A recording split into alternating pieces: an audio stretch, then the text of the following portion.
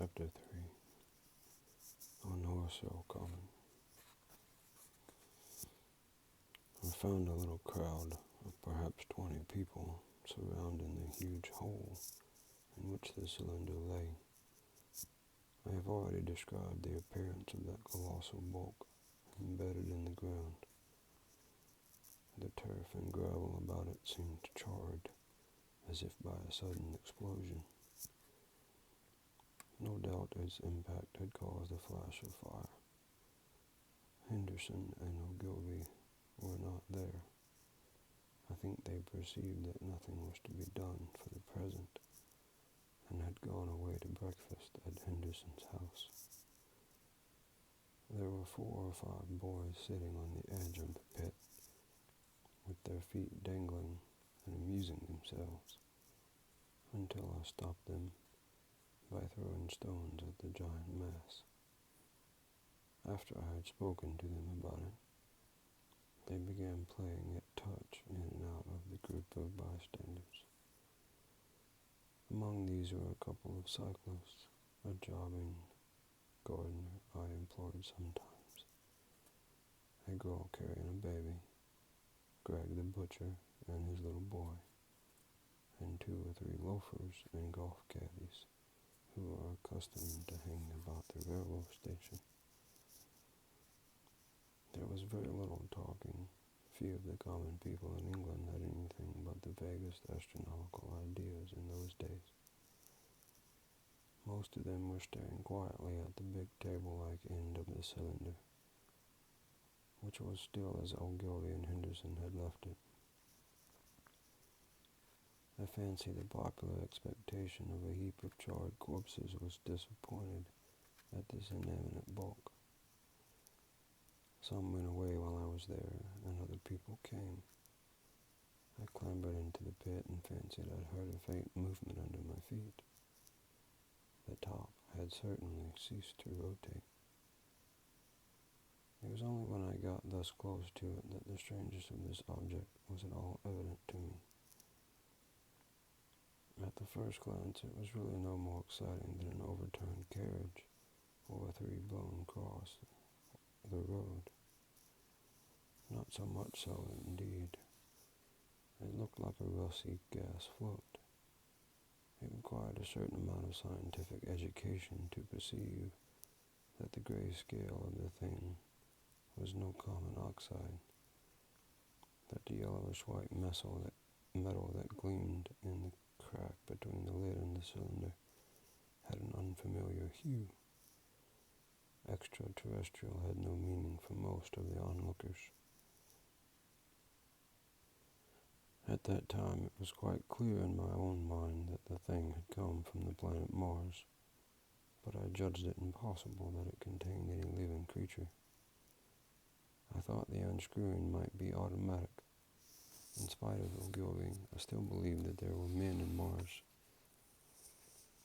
My mind ran fancifully on the possibilities of its containing manuscript, on the difficulties in translation that might arise, whether we should find coins and models in it, and so forth. Yet it was a little too large for assurance on this idea. I felt an impatience to see it opened. About 11, as nothing seemed happening, I walked back, full of such thought, to my home in Maybury, but I found it difficult to get to work upon my abstract investigations. In the afternoon, the appearance of the common had altered very much. The early editions of the evening papers had started London with enormous headlines.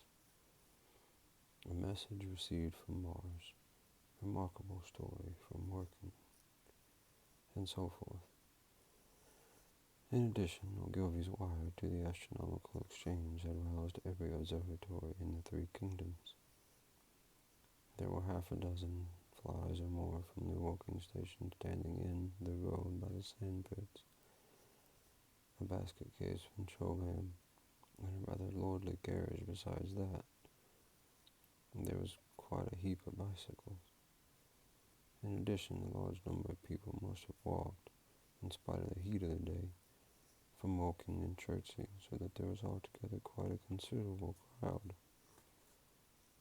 one or two gaily dressed ladies among the others. It was glaringly hot, not a cloud in the sky, nor a breath of wind, and the only shadow was that of the few scattered pine trees. The burning heather had been extinguished, but the level ground towards Ottershaw was blackened as far as one could see, and still giving off vertical streamers of smoke. An enterprising sweetstuff dealer in the Charming Road had sent up his son with a barrow load of green apples and ginger beer. Going to the edge of the pit, I found it occupied by a group of about half a dozen men. Henderson, Ogilvy, and a tall, fair-haired man that I afterwards learned was Stent, the astronomer royal, with several workmen wielding spades and pickaxes. Stent was given directions in a clear, high-pitched voice. He was standing on the cylinder, which was now evidently much cooler. His face was crimson and streaming with perspiration, and something seemed to have irritated him. A large portion of the cylinder had been uncovered, though its lower end was still embedded. As soon as Ogilvy saw me among the stirring crowd on the edge of the pit, he called me to come down and asked me if I would mind going over to see Lord Hilton, the lord of the manor. The growing crowd, he said, was becoming a serious impediment to the excavations, especially the boys. They wanted a light railing put up and help to keep the people back. He told me that a faint stirring was occasionally still audible within the case, but that the workmen had failed to unscrew the top, as it afforded no grip to them. The case appeared to be enormously thick, and it was possible that the faint sounds we heard presented a noisy tumult in the interior. I was very glad to do as he had asked, and so became one of the privileged spectators within the contemplated enclosure. I failed to find Lord Hilton at his house, but I was told he was expected from London by 6 o'clock train from Waterloo, and as it was then about 5:15, I went home, had some tea, and walked up to the station to waylay him.